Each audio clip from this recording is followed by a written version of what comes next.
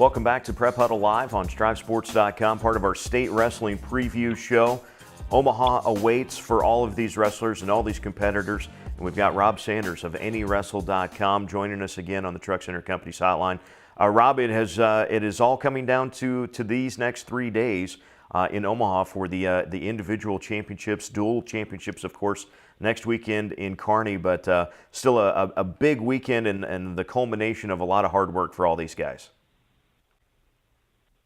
Definitely. It's going to be interesting to see which programs have simulated this tournament with something like a duel on Thursday night and then a tournament, a 2-day tournament on Friday and Saturday of that same weekend. So just simulates the weighing in 3 times and just keeping your weight down and controlling your emotions. Should be a lot of fun. Districts obviously had to be a lot of fun last week. There were. It is so cool to watch on social media the reactions of people and wrestlers and coaches and fans to get as the day progresses that so and so is into the final, so and so is going to state because they're wrestling for 3rd and 4th. As we go through the day last Saturday, as all of the state qualifiers are being announced, were there any surprises that came out of the state that guys that were highly ranked that didn't make it, or guys that were unranked and maybe even with a losing record, I know, that are heading off to state? Yeah, in Class A, it seems like there tends to be more wrestlers with losing records that end up making it. But in Class C, there was returning state finalist Evan Welsh from Bishop Neumann who failed a skin check, and there was kind of some controversy with who was doing the skin checks, just some things like that. There wasn't a ton of other wrestlers, highly ranked wrestlers, who didn't make it. I know Valentine lost one of their wrestlers to injury earlier in the week, and that was I think it was a top 4 ranked wrestler.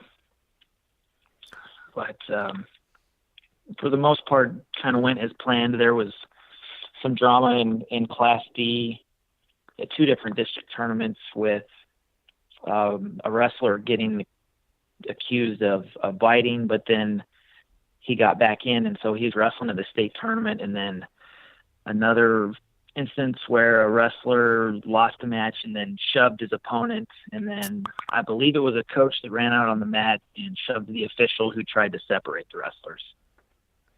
So it got exciting there for a little while at districts, huh? Definitely. When it comes down to qualifying for state, and wrestlers have been working the whole season and their whole lives, emotions are high, and some little thing goes wrong, it can just trigger explosions. Well, in that case, let's talk about some of the guys and competitors that are making it. Let's kind of talk about the team races, which I think are always interesting to kind of look at maybe before a tournament starts, and then to see if kind of everything holds out serve. Let's start in Class A, where it seems like, based on some of the district qualifiers, that Kearney and Millard South and Lincoln East seem to be kind of the headline group as far as Class A is concerned. Those 3 schools did a great job of qualifying so many wrestlers. Millard South with 14, and then Kearney and Lincoln East with 13. Lincoln East they had a really good tournament. They had a couple of wrestlers who weren't seeded in the sense that they weren't seeded top 4, so they weren't expected to go by the seeds. But their coaches do a great job. They've got an amazing staff of coaches who've wrestled at UNK, University of Nebraska, and are just good people to be around. But in Class A, it's going to be Millard South and Kearney battling for the title. There's a few key matchups in the semifinals where both teams have, if they could punch a couple of their semifinalists that are maybe not favored, if they can punch them into the finals, that's going to make a big difference, because that semifinal round, really, they call it the money round, because you can really add points up add points up in a hurry. And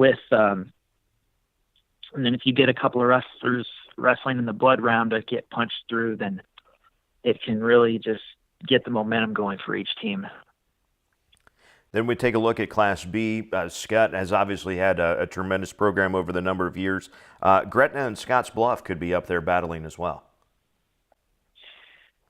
Definitely. Gretna was able to put 13 wrestlers into the district finals, and they ended up with 13 qualifiers. So I was talking to one of their coaches this week, and they feel like it's very, very possible for them to put 9 into the semifinals. And when you have that many bullets in the semifinals, it's hard not to punch a couple of them through. And like I was mentioning earlier, if their lighter weights get the ball rolling and start punching their tickets to the finals, that can make a big difference. Scotts Bluff has a lot of firepower. Wouldn't surprise me at all if they had 4 or 5 in the state finals. And they've got a couple of wrestlers who are a little banged up, and so it's hard to know exactly how healthy they'll be. And they're both key wrestlers in the race. But Scott, at the beginning of the year, they were, I wouldn't say struggling, but their tough out-of-state schedule was getting to them a little bit. Their injuries was kind of an issue for them, but it looks like they had a great district tournament, got a lot qualified, and the wrestlers who they're counting on are healthy and have favorable draws. Then you got Class C and Valentine. It seems like we talked with Coach Allison a couple weeks ago while everyone was snowed in. Valentine's got 12 guys going, and like you said, it seems like if some of the early rounds go their way, they can make it very difficult on anybody else to keep up. They have a lot of tough wrestlers in the early rounds. They've got undefeated freshman Gage Krolikowski at 113, who has just dominated everybody he's wrestled this year in Nebraska. And last year they were kind of the slight underdogs behind David City, and now this year David City is right behind them. They lost a bunch of seniors, but they've had some wrestlers who weren't even the starting lineup last year or were up a couple of weight classes who are wrestling at the right weight class because they didn't have a state champion in front of them this year. But other than that, there's a lot of tough Class D teams. There's 15 or 16 teams that could be in the top 10, and it wouldn't surprise anybody. There's not as many teams that have like 10 or 11 qualifiers. There's a lot that are between 5 and 8, but most of those teams have a couple of guys who could be in the state finals and score a lot of points. Then Class D, we've made mention of it a few times. Amherst just looking to kind of keep things going as they've done so well over the last number of years. First or second at state seems to be a little bit of a birthright at this point for Amherst. Yeah, they've got a ton of depth, and then the teams that are behind them, you look at teams like Burwell, who could run away with state titles at 182, 225 in heavyweight. And then you get right with them is Plainview, where they've got 4 or 5 guys that could be state champs and right in the finals, so they're going to score a lot of points. And let's see. And then Elkhorn Valley, they've got a lot of depth, and they've got a couple of bullets to score a lot of points in those semifinals and blood rounds. So those team races are obviously going to be a lot of fun. And the NSAA does a great job, of course, tracking all of the different wrestlers that are coming back that are returning medalists or returning state champions. Who are some of the guys that, as we get ready for this week and as you go through your preparation notes, that maybe some of the top guys that are maybe going for that 4th medal or going for multiple state championships in a row? In Class D at 138, on opposite sides of the brackets, so assuming they win their first 3 matches, they'll meet in the finals. We've got Brody Lewis of Franklin, who's 39-0, and Christian Miller of Plainview, who's 42-0. Miller's going for his 4th state title, and Lewis is going for his 3rd state title. So one of them is gonna walk away from the tournament a little unhappy, but I'm sure they'll be happy with their career up until now. And in Class C at 182 and 220 in heavyweight has two wrestlers who are undefeated. So obviously only one of those wrestlers will leave undefeated. In Class B, a big matchup that people are expecting is Salem Harsh at 182, looking to meet Trevor Nicholson in the finals. Nicholson is going for his third state title, and Harsh hasn't won a state title, but out in Scotts Bluff, they've been wrestling tough Wyoming and Colorado schools, and he's undefeated, and he beat returning state champion from Kansas, who's also ranked nationally a couple weeks ago at the Gardner big tournament in Kansas.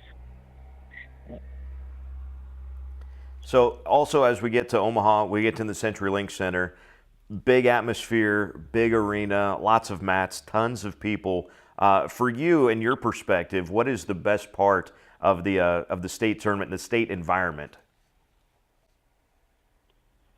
Just seeing all of the fans. Like last year, O'Neill had just a huge cheering section, and some of the schools like Grand Island and Kearney, who are in, let's just say, smaller Class A towns, but they're still 30 to 50,000 people. They've got good crowds who really get into it at the tournaments, where some of the bigger Class A schools or B schools, their fans are spread out a little bit more. But just being on the floor and hearing crowds just cheer from one end of the gym to the other, and it can just be a domino effect. And it's sometimes hard as a fan to focus on a match that you want to watch because all of this stuff's going on around you. But it's fun to see that, and then you just get back to focusing on the match that you want to watch. Can't wait to share some more stories, and I'm sure we're not done talking. Of course, dual championships coming up next weekend as well. So this is step one of the state championships. Looking forward to it. Rob Sanders, NEWrestle.com. Thanks a lot for the time. We'll see you later on this week. Definitely. Thanks again, Eric. All right, folks, don't go away because more Prep Auto Live is coming up next. Tony Chapman will join us on the Truck Center Company's hotline.